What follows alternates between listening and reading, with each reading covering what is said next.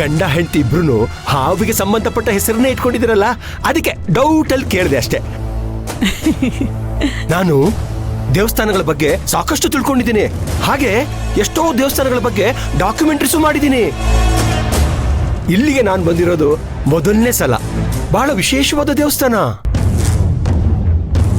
ನಾನು ಹಾಗೆ ಹೋಗ್ತಾ ಇದ್ದೆ, ಭಾಗ್ಯಮ್ಮನವ್ರು ಕಾಣಿಸ್ಕೊಂಡ್ಬಿಟ್ರು.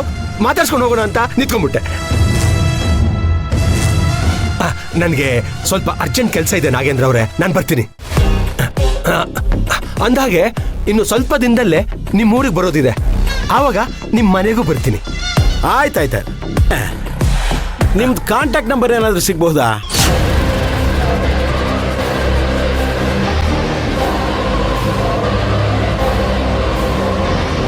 ವಿಸಿಟಿಂಗ್ ಕಾರ್ಡ್ ಎಲ್ಲ ಯಾಕೆ ನಾಗೇಂದ್ರ ಅವರೇ? ಸ್ವಲ್ಪ ನಿಮ್ಮ ಫೋನ್ ಕೊಡಿ. ನನ್ನ ಫೋನ್ ಕೊಡಿ ಅಂತ ಹೇಳ್ತೀನಿ.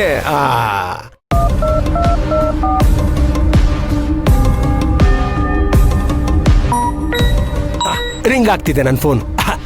ತಗೊಳ್ಳಿ, ಡಯಲ್ ಮಾಡಿದ್ದೀನಿ. ಡೈರೆಕ್ಟರ್ ದೇವರಾಜ್ ಅಂತ ಸೇವ್ ಮಾಡ್ಕೊಂಬಿಡಿ. ಏನಾದರೂ ಡಾಕ್ಯುಮೆಂಟ್ರಿ ವಿಷಯ ಇದ್ರೆ ನನಗೆ ಕಾಲ್ ಮಾಡಿ. ಬರ್ಲಾ? ಬರ್ತೀನಿ.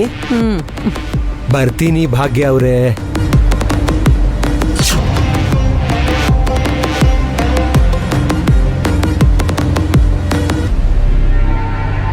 ಬಾಯ್ ಬಾಯ್ ಬಾಯ್.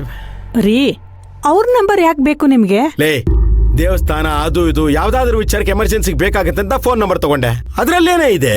ಹೌದಾ? ಸರಿ ಸರಿ, ಬನ್ನಿ ಹೋಗೋಣ, ಟೈಮ್ ಆಗುತ್ತೆ. ಸರಿ, ನಡಿ ನಡಿ. ಬನ್ನಿ. ಬೀಗ್ತಿಯಮ್ಮ, ಬನ್ನಿ.